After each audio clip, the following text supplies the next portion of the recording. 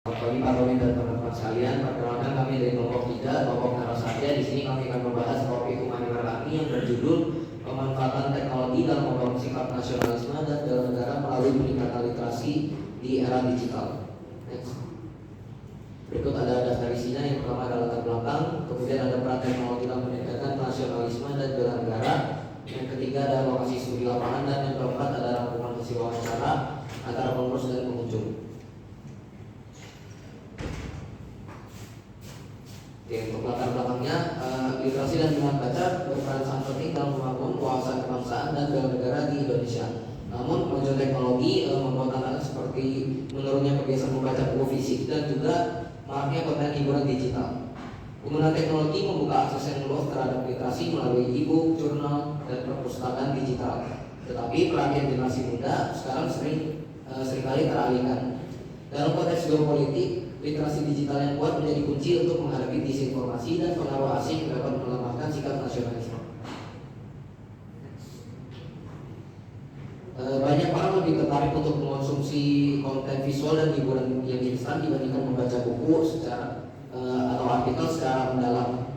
Kemudahan akses terhadap media sosial mengurangi minat baca, padahal literasi sangat penting untuk mencegah hal-hal seperti hoax, memahami geopolitik, serta menumbuhkan rasa nasionalisme dan bela negara.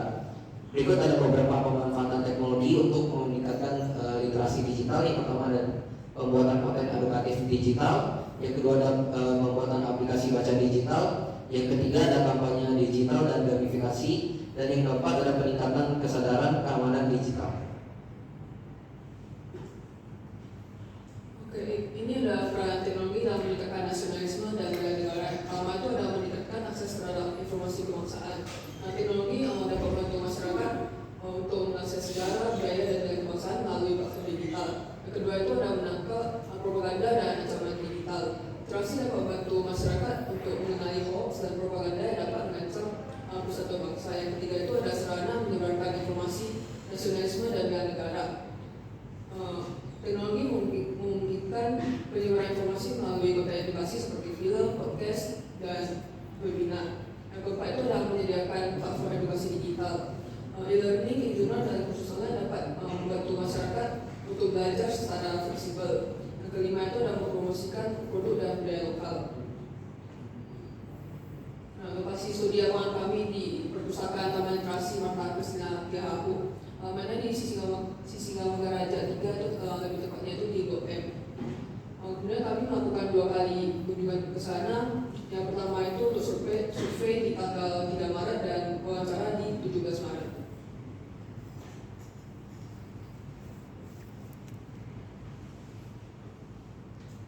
Oke, dan di sini ada narasumber yang pertama. Kita melakukan wawancara pada pengurus perpustakaan yang bernama Ahmad Fauzan.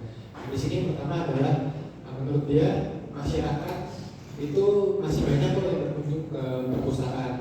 Nah, tapi siapa yang berkunjung ke perpustakaan? Nah, menurut dia sebagai pengurus, mayoritas itu adalah para pekerja kantoran dan mahasiswa. Nah, mungkin masih ada yang lain, mungkin ada pelajar, ada anak-anak, ada keluarga, dan yang lain-lain.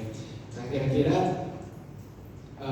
buku apa sih yang dibaca sama mereka? Nah, kalau misalnya untuk mahasiswa dan pelajar sendiri, yang mereka biasanya bacanya buku tentang pelajaran. Nah, dan yang lainnya mungkin ada membaca buku tentang pengembangan diri dan yang lainnya. Lalu di sini adalah kondisi literasi masyarakat menurutnya itu sekarang itu sudah mulai baik ya, karena adanya perpustakaan dan ruang terbuka untuk membaca sehingga meningkatkan literasi masyarakat.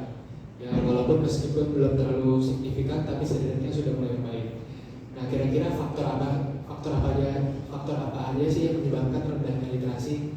Nah, yaitu adalah kurangnya akses terhadap buku bacaan, lalu pengaruh gadget dan sosial media, dan sistem pendidikan yang kurang mendukung.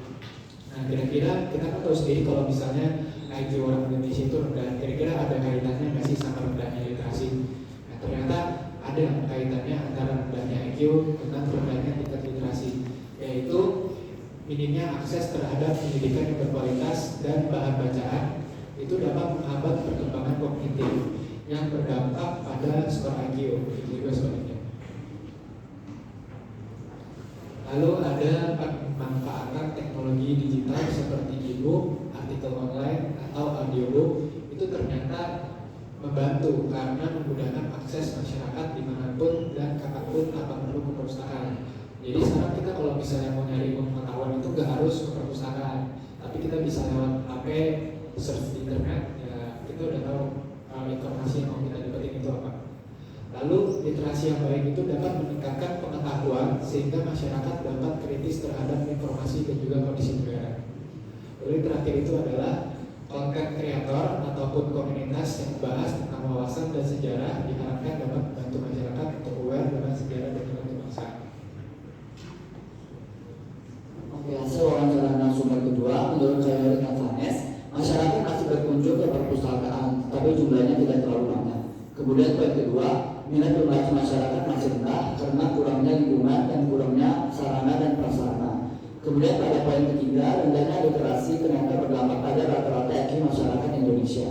Kemudian yang keempat, tokoh Anies Baswedan berkontribusi dalam meningkatkan literasi dalam membangun taman literasi.